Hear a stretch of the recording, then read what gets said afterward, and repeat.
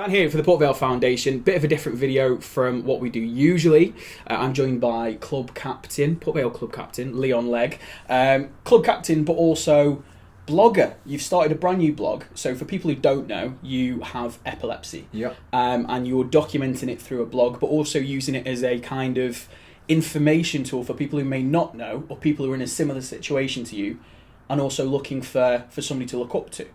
So that's what's happened. So the blog, talk to me about it. So it's Epilepsy Baller. Yep. You had your first epileptic fit when you were 16. So it was 16. And that must have been like, because it happened when you were playing football. Yeah. That must have been scary to go through. Yeah, well, it was linked to, my neurologist who I saw said it was linked to a motorbike accident I had a few months beforehand. So what happened at the football training was I've actually headed the ball. It's on I think a Tuesday or Thursday night. Headed the ball, floodlights and all that. So I've headed the ball up, but not quite headed it right. So it's not gone forward. It's gone straight up in the air, and I've gone to head it again. And as I've headed it, I've come down, and the next thing you know, it's all gone black, and sort of reaching for something to hold, and then I'm on the floor. I don't know how long I was out for, but I've woke up and then seen all players around me, coaches, and luckily for me, my coach at the time, his daughter had epilepsy, so he knew exactly what to do. But next thing you know, I'm being sort of carted off into ambulance and off to the hospital. And for a 16-year-old, you mentioned this was it was the first time you've ever had an epileptic fit. You didn't. It was triggered from an accident, so it's never something you've ever known about. Yeah. That fear of what's just happened. Was it hard to kind of like understand, or because you had that kind of the manager there, you had that it was easier to process? Well, once I was sort of carted off to the hospital, my mum and I think my brother and sisters came and they explained to me what had happened. And the doctor and that come round and said I had a seizure, and I didn't know what to sort of make of it really, and yeah, I was sort of baffled by how it happened, why it happened.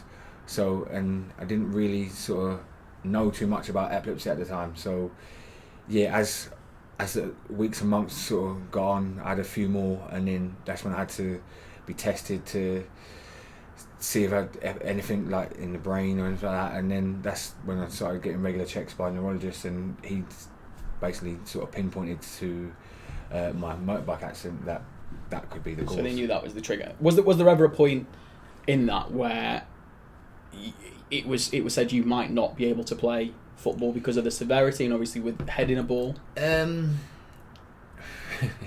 So I can't remember too much about the conversations with my neurologist, but if he did say anything to do with football, we would have gone through. You'd have just gone the other, because I liked football at the time. You know, I was a young kid.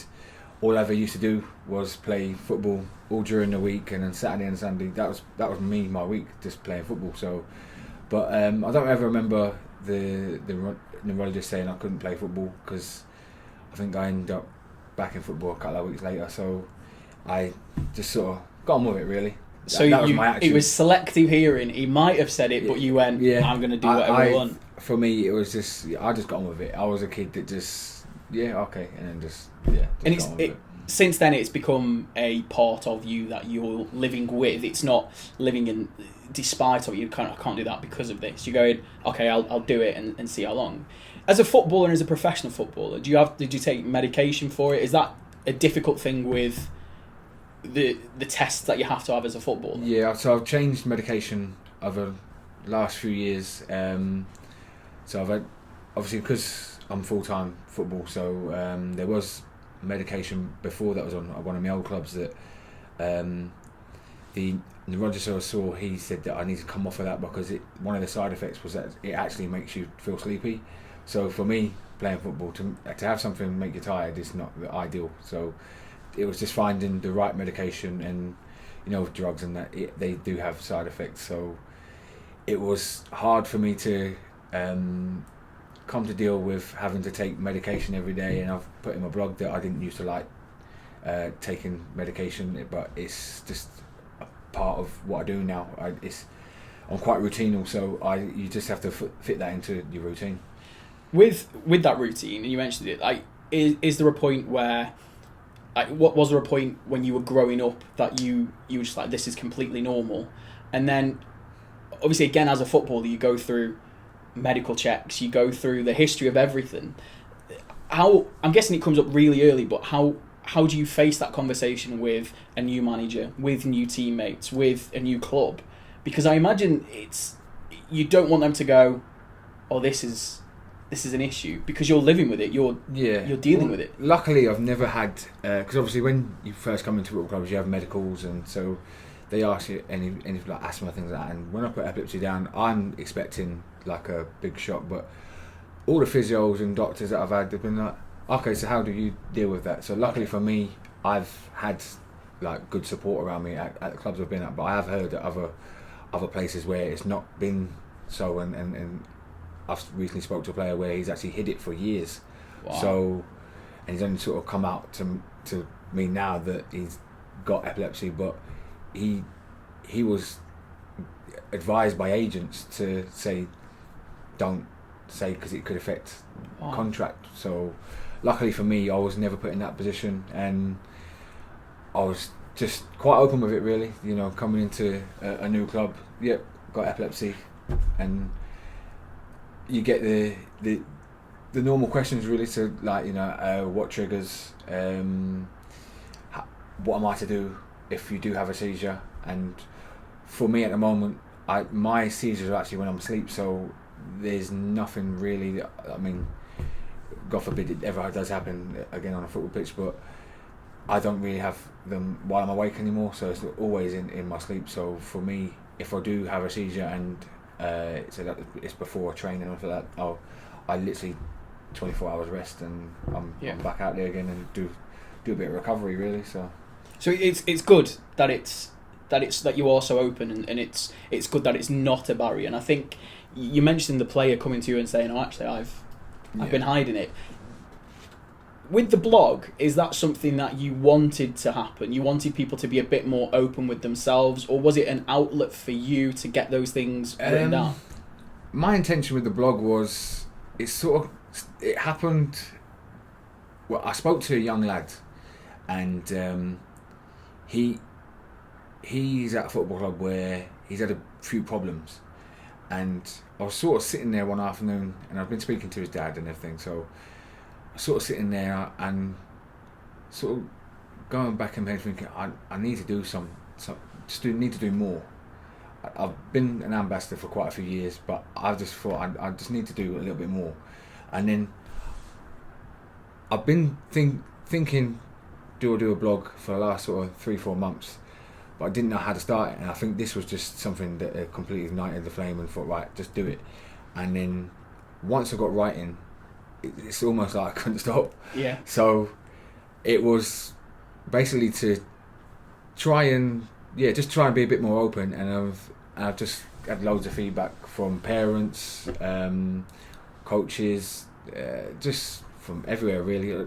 Quite a few people from around the world have visited the blog as well. So I'm just going to carry on and see where it goes, really. Because it's not just football you talk about. One of your latest blogs is relationships. It mixed in with Valentine's Day, and it's you mentioned that initial conversation with your now wife. You kind of go, this is me, this is what's happening, and you mentioned that the fits that you have now happen in your sleep. So the person who is going to be the one that deals with it more is that, and that again within the blog. If you've not read it, go and read it. It is so open, and it's so this happens. Yeah, I mean, with epilepsy, I think people only really sort of know what they see before, like music videos and like TV shows where it says about strobe lighting, because most of the people I talk to about epilepsy, that's all they sort of know about, the photosensitive part of it, whereas that's like a couple of % of actual epilepsy. But the more even me now, I learn more about epilepsy each day, and what types of seizures, and each case is different, and I think with me just showing my case and how I deal with it, because it's so much more. You got the, like I say, the relationship part of it, the medication part of it, the stuff with the medication, like the side effects that come along with it, because I take a drug at the moment where I've seen in cases that the side effects of the drugs, there's a thing called Keppler rage, and it actually can give you a bit of rage with, which is not good for a centre back. No, not at all. But yeah, and if it gets to that point where you actually have to come off it and go on to something else, so it's a lot more than just the seizures and the fits. It's more I'm just trying to show what it is like, just the day-to-day life of me as having this condition, and obviously mine is going to be a little bit different to person X, Y and Z, but there'd be stuff in there that they can relate to. Yeah, and it also means for people who, like I will admit, the only epilepsy I knew about was the photosensitive stuff with flashing lights, and because that's the one which people instantly think epilepsy. Well, that's the only side of that's the only thing that triggers it, and it's not. And for me, that was one of the interesting things of reading it, and kind of, for you, one of the triggers is like the tiredness and sleep. And back to the football, like, you train 3-4 times a week, you've got a match, you have almost like 1, maybe 2 days rest maximum in like the 7 days. Like, that has got to have been something which is hard to deal with, but you've had to learn to kind of deal with it within yourself. Yeah, I mean, as you get older, I think you learn more about your body, and with me obviously doing loads of exercise and during the week and stuff like that, I sort of pick my areas where I can have my rests, and I always say that I didn't used to be the best of sleepers, whereas now, rather than getting 6-7 hours sleep, I'll get 8-9 hours sleep. So the extra couple of hours can actually make a lot of difference between me having a seizure and not having one. So I really do sort of, I have quite a structured lifestyle with my wife and everything, so it's all put in place for me to completely not have one, and I'm always on time with medication, and she bugs me on it. So before we go to bed, taking medication, done that. So I like that as a checklist. I mean, does being a footballer help? So because your life is very very structured as a footballer, like you're training, you're either in the gym, you know what you're doing every day, you know what you're doing on a match day. Does that help, or does it hinder? Well, I suppose we get the less hours a day working, because obviously the amount of work we do, the physical wise, I mean, you only just do, like, I'm away from here, say 1:30, 2 o'clock, so before the kids come on, I can have an hour's rest there before they come home. So that, just a little bit of rest, and that's not just me just because I've got epilepsy. I know a lot of footballers that do get a nap in the afternoon, because it's actually been advised by physios and doctors to get that bit of nap. So for me, that can help sometimes. I've had jobs where I've been 12 hours and done work, and like I said, it wasn't the best sleeper, but it is just getting that rest. And one of my triggers is tiredness, so I have to make sure that I get that. And it's just basically just doing yourself. everything, knowing yourself and getting what you can, and making sure, and to combat not having a seizure. We could sit here for a week and talk about the stories.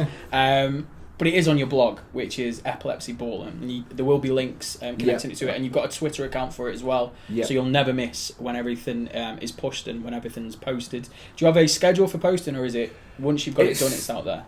No, I was going to try and do 2 or 3 a month, but it seems at the moment I'm doing sort of once a week. Anything that sort of comes into my head, I'll quickly either get the computer out or get the phone out and start writing, and then it sort of comes out of me like that. So like the Valentine's one, I was thinking what to do, and then sort of thought, well, relationships, there you go, done, and get it done in time itself, almost. Yeah, kind of. And the funny thing, I wasn't the best at English. I don't think I took much. I think I fell asleep most of my English classes, so I think my English teacher, if he ever sees this, he's thinking, how is he doing this? But yeah. I was going to say, have you got any advice? No, that's not advice. But for people who are living with epilepsy and want an active lifestyle, and they might have been told maybe stay away from that, have you got any advice for them? So I would say, it's best to get medical advice, obviously, with epilepsy. Also, the person in question would know themselves whether they're able to carry on with sports. And as parents, I think you're going to be a little bit guarded from putting your kid into physical sport and things like that. But if you enjoy something, I suppose you have to. You can't stop someone from enjoying whatever sport it is and go and participate. So like me, I just went for it. So there was no stopping me really, and I think sometimes you have to have that bit of an attitude for it. So yeah, I'll just say just go for it.